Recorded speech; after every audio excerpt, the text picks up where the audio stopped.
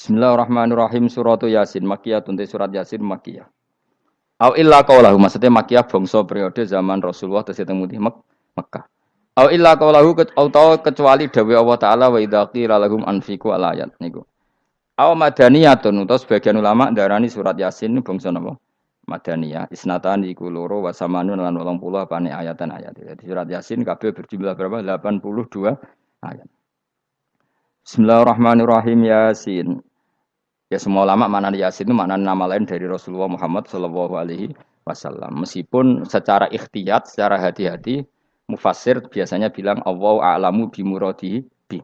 Allah a'lamu dat sing pirsa bimuradihi kelan kersane Allah bi iklan Yasin. Tapi kita tahu secara ahwalul ulama, ya saya ulang lagi, kita tahu secara tradisinya ulama tetap mengatakan Yasin maknanya ya Muhammad. Buktinya terusannya apa? Innaka laminal mursali. Innaka ke siapa coba? Ke Nabi kan, Nabi Muhammad. Berarti Yasin wahai Muhammad kamu adalah mursalin. Apalagi ada istimal yang sudah konsensus seluruh dunia. Misalnya sholatullah, salamullah ala toha rasulillah, sholatullah, salamullah ala Yasin habibillah. Jadi makanya saya berkali-kali bilang, saya pernah ngisi pengajaran tafsir di Madura juga bilang gitu. Ada disiplin ilmu tafsir dan itu kadang ketatnya ikhtiyat. Ikhtiyat itu hati-hati. Sehingga tetap bilang Allah alamu bimuradihi bidalik. Tapi meskipun demikian, ada konsensus masif dari para ulama yang menggunakan Yasin Toha itu untuk Rasulullah Shallallahu Alaihi Wasallam. Karena secara siakul kalam pasti demikian. Misalnya di juz 16 ya, surat Toha itu ya, 16 ya. Toha, ya Muhammad, ma anzalna alaikal Qur'ana litasqa. Coba kalau Toha ada artinya Muhammad lalu siapa? Ada kata ma anzalna alaika apa? Coba sekarang Toha ganti ya Muhammad kan pas ya Muhammadu ma anzalna alaika al-Qur'ana litasqa. Jelas ya? Secara siakul kalam Toha menunjuk siapa? Muhammad karena tulisannya coba ya. Toha diganti kata Muhammad. Ya tentu diganti secara makna. Ya Muhammadu ma anzalna alaikal Qur'ana litasqa. Yasin juga ganti aja. Ya Muhammad demi Quran yang hakim innaka ya Muhammad laminal mursalin. Sehingga meskipun mufassir secara disiplin ikhtiyatnya, kehati-hatiannya bilang innaka laminal apa? Awa a'lamu bimuradihi bidzalik, tapi secara ahwalul ulama tetap Toha dan Yasin adalah ismun min asma'i Rasulillah sallallahu alaihi wasallam. Kayak tadi apa? Salatullah salamullah ala Toha Rasulillah salatullah salamullah ala Yasin habibillah. Jelas ya. Jadi antara istimalnya ulama itu beda dengan keikhtiyatan mufassir. Dan tentu kita milih yang istimalnya ulama. Karena itu lebih gampang supaya kata alaika khitab itu kena apa? Kena. Mukhatabnya siapa? Terus ketiga kata Ibnu Jarir atau Bari, enggak mungkin Allah mengkhitabkan sesuatu dengan sesuatu yang enggak bisa difahami. Karena orang Arab dan zaman itu paham Yasin adalah Rasulullah, Toha adalah Rasulullah, sehingga ada khitab itu. Buktinya orang kafir zaman itu enggak pernah menyoal gini. Muhammad katanya Quran itu indah, mudah difahami. Ternyata ini ada lafaz-lafaz yang kita tidak paham. Nyatanya orang kafir tidak gugat seperti itu. Itu menunjukkan bahwa penggunaan Toha dan Yasin adalah ma'ruf dan difahami. Paham? Jelas ya? Ya soal nanti ikhtiyat, ya ikhtiyat saja kita ikhtiyat. Paham ya? Tapi tetap difahami. Apa? Tetap difahami. Buktinya jelas kan Toha ma anzalna alaika. Berarti diganti saja apa? Ya Muhammad ma anzalna alaika al-Qur'ana litasqa. Mohon jelas ya. Wal Qur'ani demi Qur'an al hakimi kang bijak. Ail muhkami tegese kang kuat utawa kang kukuh. Kukuh maknane indah bi aji binasmi kelawan keajaibane susunan wa badil ma'ani lan keindahane makna. Innaka saat temne sira ya Muhammad wa Muhammad lamnal mursalin setengah sangking wong sing diutus. Sungguh termasuk wong sing diutus Allah. Ora sekedar diutus ala siratin kowe ing atase jalur to dalan mustaqimin kang jejeg. Uti alaikum ta'alikun ta'aluk bima perkara qabla kang sedurunge iki dawuh. Tariqil anbiya tegese kowe iku sesuai dalane para-para nabi qabla ka sedurunge sira. Maknane tariqil anbiya ya tauhid tegese tauhid wal huda lan petunjuk. Wa taqidu tinau kiti bil qasami lan qasam wa ghairi lan liyane qasam ngrad niku nolak liqaulil kufari marang pengucape wong kafir lagu maring nabi wong kafir komentar ning nabi napa lasta mursala Muhammad iku ora rasul. Terus Allah jawab innaka laminal mursalin. Tanzilal azizi kang kowe iku dadi rasul mergo entuk turunan untuk keturunan Quran sing aziz, sing tanzilal aziz. Kang Quran iku dadi sesuatu sing diturunno Allah sing aziz. Fi mulkihi dalam kerajaane wa ar-rahimi kang welas fi khalqihi lan makhluk Allah. Utai lafat tanzil ku khabar mubtada'in khabar mubtada'. Ya karena Imam Suyuti baca tanzilu sehingga dia nerkepnya mubtada'. Tapi kira kita akan baca apa? Tanzila. Makanya saya berkali-kali ngaji itu sama guru.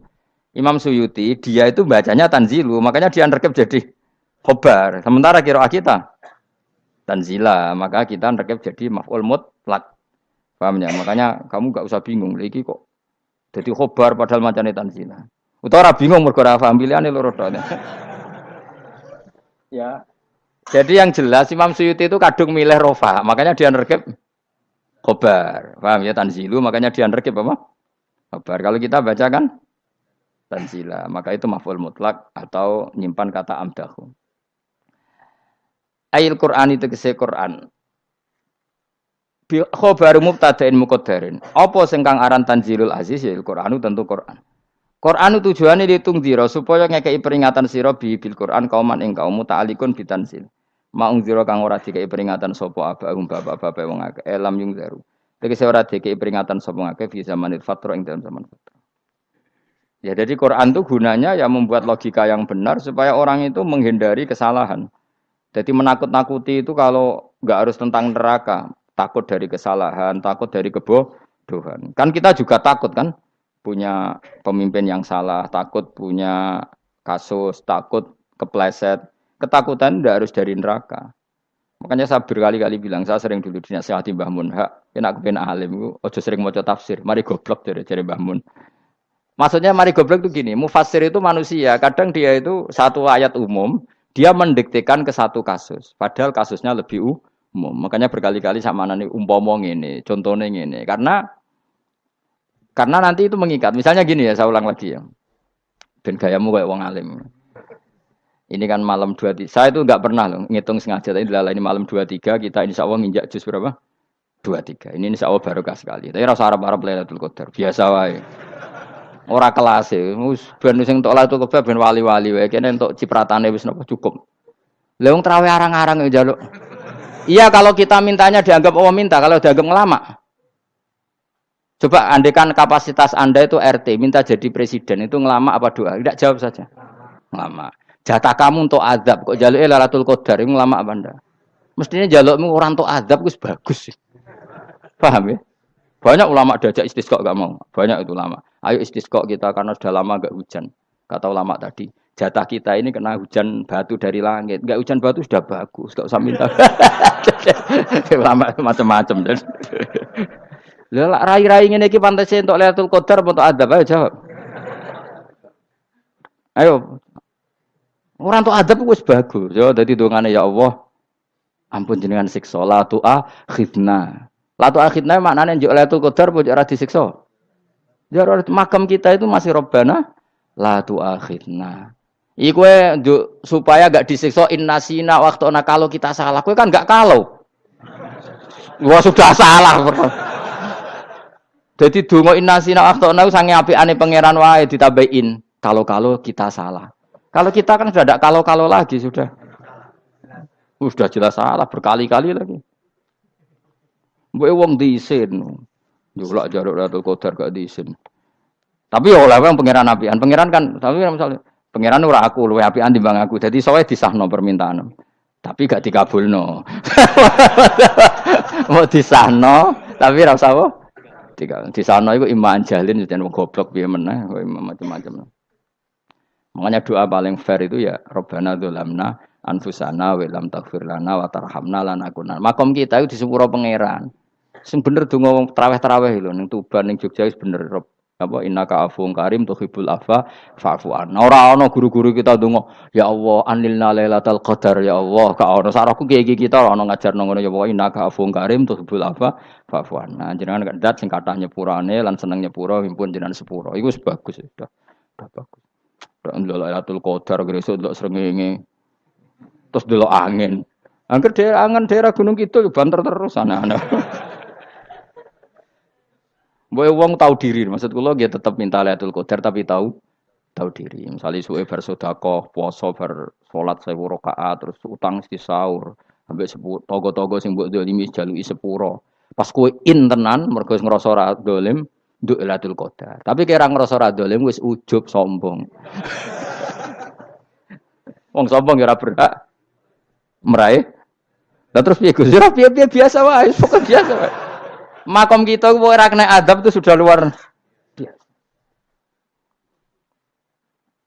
Ora penuh adab piye. Wis ngene iki luar biasa, napa? Luar biasa. Mun nang ngandel kula, mesti ngene iki keadaan seperti ini terus. Soale dongane wae lho Rabbana la tu'akhidna in nasina wa akhtana. Itu jadi itu sudah luar biasa. Nah, ini kan teruskan dawuh Mbah Mun ya. Misalnya Allah bilang gini, fattaku, maka takutlah kamu. Biasanya mufasir ditambahi minan nar, maka takutlah kamu masuk. Sebetulnya yang perlu dihindari dari kita, takut itu ya, takut salah, takut bodoh, takut terdolimi, takut mendolimi orang lain, takut hidup tidak ada gunanya. Tapi mufasir tentu milih yang populer, takutlah kamu dari api neraka. Coba misalnya gini, kita nanti masuk surga. Kemudian zaman di dunia kita tidak pernah berkampanye ya atau berkontribusi untuk agama Allah. Cara saya itu izin. Kata Imam Malik, saya masuk surga. Kemudian orang yang mencintai saya masuk surga itu saya malu. Rasulullah juga gitu. Saya sebagai pemimpin umat, saya malu masuk surga. Dan satu dari umat saya masih masuk neraka. Jadi ulama dulu tuh ketakutannya bukan sekedar masuk neraka. Takut malu, takut bodoh, takut keliru, takut. Saya misalnya nanti masuk surga itu malu. Andaikan saya tidak pernah ngajar tafsir Jalalain. Malu saya. Karena kalau tanya Allah, hak kenapa bu swarga? Terus dilebokno swarga. Tapi kalau pernah baca tafsir jalan kan ono kerene. Keren artinya saya pernah mengkampanyakan Quran, pernah mengkhidmati Quran, pernah ngitmai kitab engkau ya Allah. Saya pernah ngitmai umatnya Rasulullah yaitu sampean kabeh. Pernah mulang, pernah sowan. Saya tiap bulan sowan jenengan gak sopan tapi. Mulane kira usah bales sowan rono malah ganggu aneh-aneh. Kadang santri yo pidol, wis diulang cek sowan. Orang tuh kiai kalau sudah di rumah tuh milik keluarga biar fair.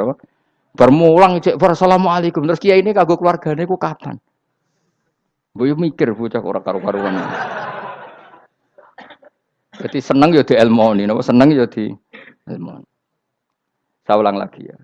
Nah, kata yang ditafsir itu sering tidak mengikat. Makanya kata Mbah Mun, baca tafsir itu dikurangi. Maksudnya dikurangi itu bukan apa-apa, maksudnya tadi kalimat yang ditafsir itu tidak mengikat. Yang mengikat itu yang kalimat di Quran. Nah, kalimat Quran itu umum, napa? Misalnya gini, Allah kalau gini. Ikdilu, kamu harus berbuat adil. Lalu adil itu misalnya mufasir menafsiri, adil itu menyamakan di antara dua orang konflik. Misalnya di MK 01 dan 02 dianggap sama, itu namanya adil. Itu kan dawai mufasir. Atau misalnya gini, Allah bilang gini ke saya, hak kena jadi kiai sing adil. Terus adil ditafsiri orang, adil itu menyamakan sesama murid, haknya sama. Nah, tapi bisa saja adil itu di luar itu semua. Misalnya gini, ternyata adil menurut Allah gini. Adil maknanya seimbang, apa? Adil itu maknanya apa? Seimbang. Lalu keseimbangan seorang hamba adalah dia ingat Allah lebih banyak. Karena ini bandul yang benar-benar nyata. Allah itu nikmatnya nyata. Sehingga ketika saya sebagai orang alim ingat saya alim itu karena Allah, dikasih ilmu Allah, dikasih cerdas Allah, dikasih semuanya dari Allah. Sehingga saya itu tidak merasa kumuluhur pada kalian karena semua ini dari Allah. Kemudian Allah sendiri yang memerintahkan, kamu harus mengajar. Maka saya ada arep-arep salam templek sampeyan, penghormatan sampeyan, apresiasi sampeyan karena saya hubungannya hanya dengan Allah Subhanahu wa Ta'ala. Itu namanya adil, meletakkan sesuatu proporsional. Itu juga adil namanya. Makanya seseorang itu enggak bisa dikatakan abid selagi belum tahu kalau ibadahnya minallah. Jadi misalnya ke ibadah tok. Ternyata kamu yakin itu ibadah kamu, amal kamu itu belum abid. Abid hakikat adalah alhamdulillah alladzi hadana li hada wa ma kunna linahtadiya laula anda tahu. Ketika kita sujud yakin ya Allah alhamdulillah jenengan menakdir saya sujud. Saya salat alhamdulillah engkau menakdir saya salat. Sehingga minallah dulu pikiran itu semua kebesaran kemendahan ini minallah dulu. Baru setelah minallah kita yakin billah. Setelah billah juga yakin ilallah. Misalnya gini ilallah itu. Setelah saya ngajar tafsir Jalalain, kepentingan saya satu. Hamba-hambanya Allah menjadi tambah mencintai Allah. Tidak mencintai saya, enggak penting sampean mencintai saya. Makanya Imam Syafi'i tiap ngajar bilang begini. Wadittu annal khalqa ta'allamu hadal ilma wala yahmadunani. Saya senang kalau kalian belajar fikih sama saya, tapi kamu tidak usah muji saya. Jadikan fikih ini alat taqarrub kamu kepada Allah. Itu namanya minallah wa ilallah. Itu adil.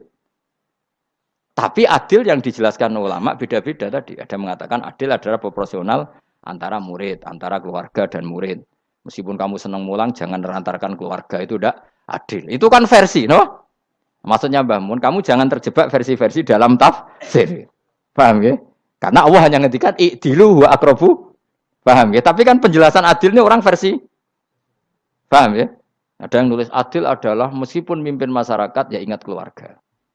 Karena sing tukang wayo kan nafsiri adil, adil adalah karena laki tidak cukup istri satu, maka ayo kan yo repot nanti.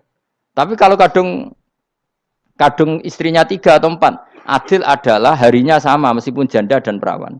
Jari sing lanang gak adil adalah proporsional. Sing wis suwi dikumpuli dikurangi. Yang baru ya mungkin kabeh enggak kalau nuruti. Mungkin enggak? Ya, tapi itu kan versi, nama. Maka kata Mbak Mun itu memang saya itu merasakan, saya sebagai mufasir merasakan memang saya akan sering baca Jalalain beda dengan tafsir Munir, nanti beda dengan tafsir Qurtubi. Saya beri contoh misalnya.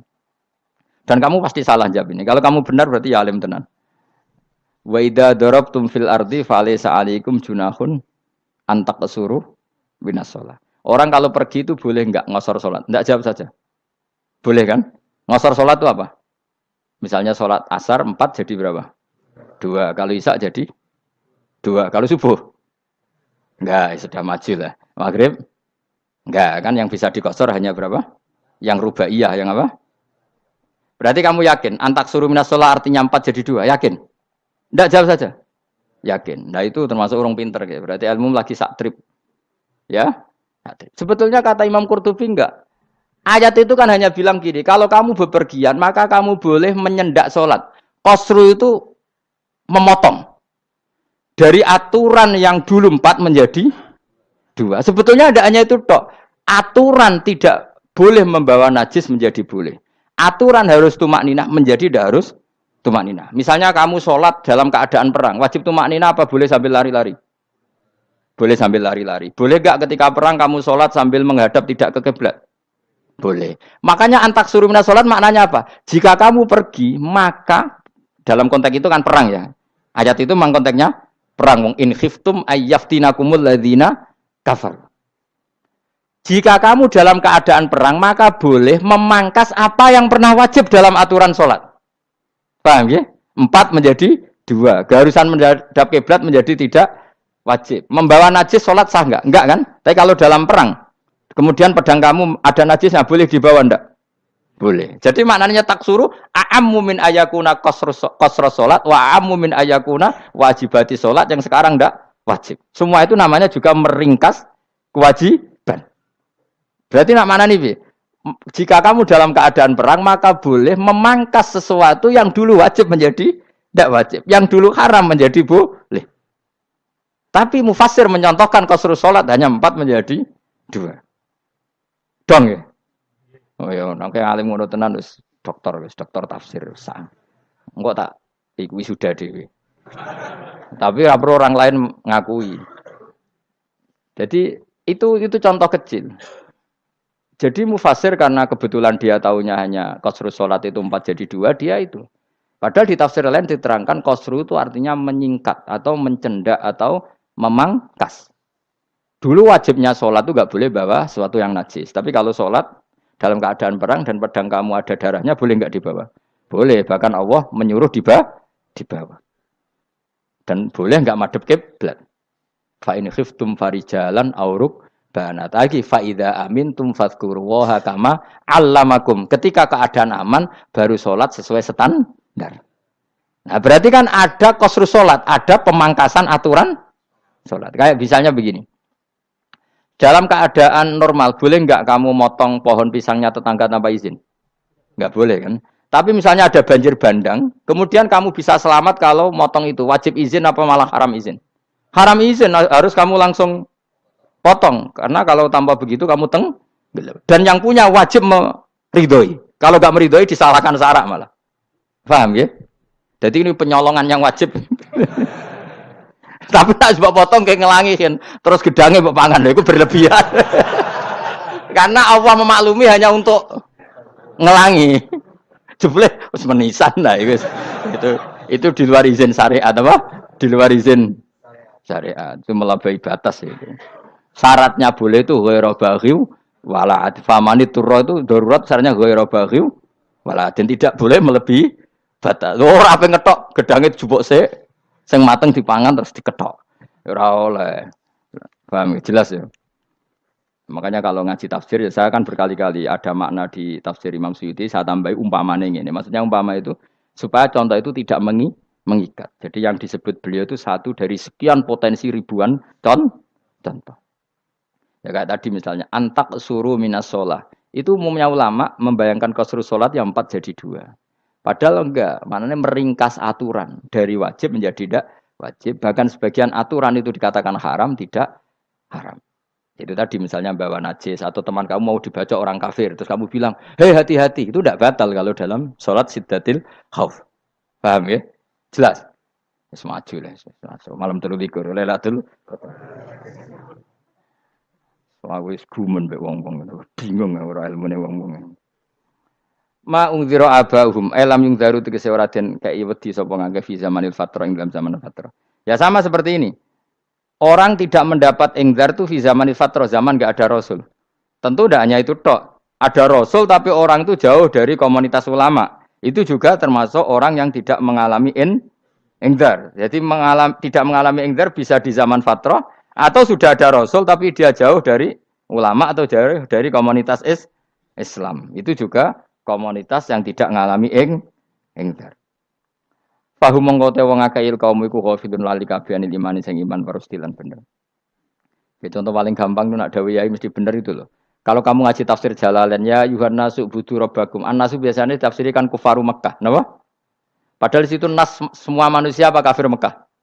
Semua manusia. Cuma konteks dulu karena Nabi orang Mekah dan zaman itu yang diberi peringatan orang Mekah, Imam Suyuti bilang kufaru Mekah. Lah seperti itu kufaru Mekah mengikat apa enggak? Enggak kan? Enggak, karena yang dituruni Quran yo kafatal linnas. Tapi ya Yohanasu di Jalalain sering ditulis apa? Kufaru Mekah. Lah seperti itu tidak mengikat. Itu contoh saja apa? Contoh saja dalam konteks zaman itu. Paham ya? Jadi banyak, makanya tafsir itu sebenarnya enggak ngikat. Ya tapi yang ngomong gitu harus orang alim. Kalau kamu yang ngomong malah kacau. Kemudian ngomong sombong. Mas Suyuti kan manusia, saya juga manusia. Ngapain saya harus ikut? Ya sarap itu. Iku ora wis sombong saraf, no? Wis sombong saraf. Lakot hakko teman-teman fahum, lakot hakko teman-teman nyata apa alqaulu apa titah. Wajib tegese wajib manane nyata ala aksarihim. Ing atase akeh-akeh wong akeh bil adab. Lakot hakko teman-teman dadi nyata apa alqaulu apa titah anane adab. Wajib tegese wajib apa adab ala aksarihim bil adab. Fahum mongko te wong akeh la yuminun ora iman sapa akeh. Il aksaru tegese ute akeh wong ora iman. Zaman niku Mas. Ya, maksudnya zaman itu. Tapi jengben gue mboten ngerti. Tapi yang mungkin batu Isa itu semua orang iman, tapi ya banyak yang setelah iman itu tidak bermanfaat lagi karena wes napa matahari terbit dari napa barat. Hina la yanfa'u nafsan imanuha lam takun amanat min qabl. Inna sa'atam ingsun jalna ga ingsun fi anaqihim. Ing dalem gulu-gulune wong akeh tak gawe aghlalan ing belenggu. Bi ayu dhamma gambar bi antu dhamma gambar ento dewi kumpulno ilaha maring anak apa alai di tangan. Di anal gela karon saat meneh gil iku yajma'u iso ngumpulno apa gil al yada ing tangan kal unuk maring geger maring napa gulu guri lho jenenge unuk. Wong Arab nak darani kene iku unuk, nak darani kene iku nakher. Ya jare wong Arab, ya kene iki unuk, kene iki nakher. Lah gulu niku ngeten, tangan didakok teng napa? Napa? Gulu. Napa jenenge jidok niku jidokne. Sing guri. Faya mungkote tangan ilaidi kumas muatun ting kumpulno ilal atqoni maring dagu. Niki lho jenenge dagu. Jam udzakonin wa ya mustama'ul lahyan. Kumpule dua dagu atau dua wang nek jomanan. Fahum mongko te wong akeh mukmahuna iku dadi bunder sapa wong akeh. Manane rafiuna ngangkat wong akeh ruusahum ing sirahe wong akeh. Lastatiuna ora iso mampu sapa wong akeh khudhaha ing ngendhekno ruus. Menan dhewe maksudi wa ta iki mutamsilun bayangan, mutamsil gambaran. Mulane kula gumun mbek ulama riyen. Tak contohno ya, nak ulama dhisik utop. Wong dhisik nak darani bun neraka digludungno. Wong kafir sok ben digludungno ning neraka. Iku yo pancen ngalim tenan ngomong dhisik. Mergo gambarane ngene, ora usah mbok praktekno sampean, praktekno saiki wae. Nak praktekno sampean kowe sampean mlebu neraka. Dadi ngeten, wong nak lungguh ngene deh. Wong Arab nak darani iki ason-ason. Terus ngeten. Ngeten. Niki kan niki jenenge apa? Dengkul. Dengkul itu kena dagu, terus tangan kena jidok. Dadi ngeten. Jadi wong wis dalam keadaan bunder. Paham ya? Lah mulane malaikat karek nyaduk terus gludung-gludung ngono. Paham ya? Jadi mergo iku napa? Dengkul nempel dagu, paham ya? Tangan nempel jidok. Terus ditaleni. Paham ya? Terus ya karek gludung dong, mulane wong kuno nak darani bun neraka iku. Oke bayangno saiki sok ben ra usah, gak usah mlebu maksudnya, paham ya? Mulane ape mlayu ora iso, wis posisi ngono, paham ya? Sebenarnya rasa delok, maksudnya itu praktekno saiki. Orang delok lho. Lah dawuh Imam Suyuti wal muradu te kang den kersakno iku annahum sak temne wong akeh la anu nek ora tunduk sapa wong akeh lil imani maring iman. Wala faduna nek ora tunduk sapa wong akeh ora ndilukno ru'usahum ing sira wong akeh lahu krana iman. Iki tapi dawuh Imam Suyuti. Tentu tidak semua ulama sependapat. Jadi cara Imam Suyuti semua yang dikatakan Quran ini muktamsil. Artinya mereka tidak tunduk, maknanya tidak menerima iman. Ya, tapi itu cara Imam Suyuti. Ulama lain yang mengatakan tidak. Memang orang kafir ketika masuk neraka dalam keadaan seperti itu dan digeludung. Ya tidak apa-apa sama-sama benar. Ya sama-sama benar karena ya Quran itu milik bareng, ya. Milik bersama. Jadi apa ya? Kan banyak kalimat kayak tadi mengkosor solat, meringkas solat. 4 jadi 2 yang meringkas, paham ya? Dari aturan ketat menjadi agak longgar juga meringkas. Jadi semuanya namanya memotong apa? Memotong dari 4 menjadi 2 ya memotong, paham ya? Dari aturan wajib menjadi tidak wajib juga memotong. Nah, itu kan sama-sama benar. Lihat nanti konteksnya. Wajah analan gawe sapa ingsun mimpeni aitim sanging ngarepe wong akeh sadan ing tutup. Wa min khalfim sanging gurine wong akeh sadan ing tutup. Fathisin sadan wa dhamiha lan dhumai sin sudan fil maudhi'in ing panggonan loro. Faksena mongko ngekeki gelap ingsun ing wong akeh fa mongko te wong akeh laib sirun ra ningali sapa wong akeh. Tamsilun iki ya contone aidon disat diturukil iman maring ketutupe dalan iman alih ngatasi kufar. Nak cari maksudnya kabeh iki mau tamsil. Dadi ngene. Dari depan kami kasih tutup, dari belakang kami kasih tutup, kemudian mereka saya kasih kegelapan. Maka mereka tidak tahu. Mananya apa? Dari arah depan yang mereka enggak ngerti pentingnya iman, dari arah belakang yang mereka tidak ngerti pentingnya iman, maka mereka buta, artinya tidak iman. Itu dari Imam Suyuti. Tamsilun aidon ini hanya perumpamaan lisat diturukil iman, yaitu tertutupnya jalan-jalan iman.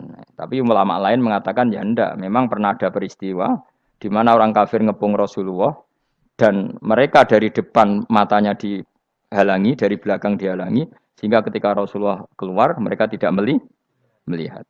Itu ya nyata ya. Jadi makanya ngaji ya. Jadi ben keren. Oh ini ada sekian tafsir terus gue ngomong kan kayak wong alim keren. Nah takoki kata siapa? Ono rekamane. Tapi yang ora kaji dhewe. Nah takoki kata siapa? Ada rekamannya. Lah anak aku takut ada kata siapa Gus tak dudono kitabe. Lah anak gue dudono rekaman. Iku apik zaman akhir ngono wis maju. Sokoke sing rido kan. Enak kok Kang dadi orang alim gue enak. Nanti itu dadi wong alim ya rugi. Tadi nanti kan gitu. Syekh Abdul Qadir masuk surga. Entah ini gelombang kedua dan para penggemarnya. Jadi akhirnya sing alim tenan yang mlebu swarga, sing kedua apa? Dan para penggemarnya. Iku ora usah alim Kang, cukup penggemar. Jadi aku sebenarnya rugi kan. Gus Pak masuk swarga kedua dan para penggemar. Waduh. Terus jebule padha ae. Iku saking rahmane Allah. Kenapa? Kan masyhur itu hadis itu. Rasulullah itu ada sahabat nangis, enggak bisa tidur nangis. Berhari-hari enggak bisa tidur nangis. Hanya karena ingin punya satu pertanyaan. Lama-lama ketemu Nabi, ya Rasulullah saya sudah berhari-hari enggak bisa tidur, ingin menanyakan ini tapi tidak berani. Coba kamu tanya saja. Ya Rasulullah, saya ini kalau mati, engkau kan suatu saat dipanggil Allah, saya tidak ketemu engkau. Makanya mumpung sekarang saya tak melihat wajah engkau sekuat-kuatnya, sepuas-puasnya. Kata Nabi, ya. Terus, kenapa? Ya kalau engkau di surga, saya di neraka kan enggak ketemu lagi. Atau kalaupun engkau di surga, kan kelasnya beda, kan enggak ketemu lagi. Jadi kemungkinan dua-duanya itu enggak ketemu. Kata. Karena tadi bisa aja, ya artinya Nabi karuan di surga, saya di neraka enggak ketemu. Atau engkau di surga, saya di surga pun beda kelas, ya enggak ketemu. Terus kata Nabi, tidak begitu aturan mainnya. Almaru ma'aman ahabba. Orang itu sesuai yang Ya dia orang bersama orang yang dicintai. Jadi ya saya harus ikhlas kalau kamu saingi nanti. Ya sis takdir no. Takdir. Wasawana ni padha uga ale ngatasi wong akeh angger tau te ngekek peringatan sira gumeng wong akeh tahqiqil hamzatin angger ta. Wa ibdali saniyati alifan angger ta humata sili ala nasil hamzah wa itu khali alifan wa bon alif binal musahal andaran dan hamzah sing ditasil wa ukhra lan ya wa tarki lan tinggal itu khol. Am lam tungzirhum wong ra wis bakat kafir mbok elingno cek ra mbok elingno tetep la yuk minun ora gelem iman. Lah sing iman iku sapa inama tungziru ang mestine ngelingno sira. Maksude yan fa'u tegese manfaat apa ing daruka peringatan sira. Peringatanmu manfaat man ing wong ittaba kang anut sapa man adzikra ing Quran Quran tegese Quran. Wa khasyialan wedi sapa man ar-Rahman ing Allah Rahman bil ghaibi padahal ora roh pangeran. Ya khofa tegese wedi sapa wong ing Allah toh walam yara ora ningali sapa wong ing Allah. Nane bil ghaibi itu apa? Takut Allah dalam keadaan toh dia tidak melihat Allah lang. Mereka tak tafsiri bil ghaibi barang gaib. Barang gaib ning Indonesia terjemahannya hantu. Melihat alam gaib itu maknanya apa dalam bahasa Indonesia? Hantu. Mulane bil ghaibi ra tak terjemah, apa? Ya namanya ini wa khosya lan di sapa wong ar-Rahman ing wasi Rahman bil ghaibi padahal dene ra roh langsung. Ya ora usah diterjemah ya. Terjemah dadi apa? Barang gaib malah repot. Fa basiruhu mongko ngekeki berita gembira sira ing man bimaghfiratin kelawan pengempuranan wa ajrin dan ganjaran karimin kang terhormat. Orang yang seperti itu yang ngikuti Quran dan takut Allah itu layak mendapat maghfirah wa ajring karim wa ta'ala juru karim wal jannatu swarga. Inna satamna ingsun wa nahnu ya ingsun iku nuhyi uripna ingsun almauta ing wong sing mati libasi krana pas. Wa naktubu lan nulis ingsun fil lauhil mahfuz ma ing apa wae kodamu kang nglakoni sapa ngake fi hayatihim. Di lauh mahfuz apa yang pernah kamu lakukan ditulis min khairin kaapian wasari dan kaelean liyujazau supaya diwales sapa ngake alih ing atase iki. Wa atharahum lan yo tak tulis bekas-bekas kelakuanem. Matek saya perkara ustunna kang digawe sunah apa bima badam sak usah ngake. Jadi perilaku kamu ditulis, setelah kamu mati ya masih ditulis, yaitu bekas-bekas sunnah kamu yang pernah kamu lakukan. Jadi misalnya kok penemu judi, selama ada orang judi ya kamu dapat, paham ya? Paham ya? Loro gak ya? Makanya ulama ngendikan dulu tubalil amwat, tubaliman mata wa matat ma'ahu dunubuh. Bejo wong mati, kemudian dosa-dosanya melok mati pisan. Maknanya dia mati dalam keadaan tidak pernah melahirkan sunnah keburukan, paham ya? Tapi bejo wong sing mati, kemudian dia meninggalkan sunnah kebaikan yang diikuti terus. Kok sampean ini lo bener? Gak paham jalan lah, nggo jalan kalau durung ngaji. Sehingga sebenarnya anak gak paham lah ya gowo. Lo kok gowo jalan cung dhisik bapak ra paham lah ya gowo. Itu sudah bagus. Apa? Bagus. Berarti pokoknya anut anak ya anut. Wah, pokoknya keren, pokoknya keren sampean keren. Jadi nanti sampean anakmu tuku jalan takoki, Pak. Kok tuku jalan dhisik bapak aku ning lemari iki ono jalan. Lah tapi dhisik bapak paham yo ora paham padha. Wis stop, wis, stop. Jelas ya gitu anak tubuh mangkodamu wa atharoh. Makanya sisa-sisa amal kita, bekas-bekas amal kita semuanya adalah ditulis sampai Allah Subhanahu wa taala. Mulane kula kepengin jenengan nate syukuran, pisan-pisan nate syukuran pertama anak kita bisa sholat. Guling-gilingan banyak orang syukuran perkara ulang tahun. Kenapa pertama anak kita bisa sholat kita tidak pernah apa? Syukuran. Padahal sholat itu yang menjadi identitas anak kita, kehambaannya ila yaumil kiamah. Mbok ya orang itu gitu. Sehingga nanti anak kita tuh senang sekali. Itu saya itu kalau agak marah, itu anak saya yang paling kecil, baru umur 6 tahun. Itu tahu-tahu bilang, "Pak, saya sudah sholat." Karena dia tahu, saya itu paling terhibur kalau ada berita sudah sholat.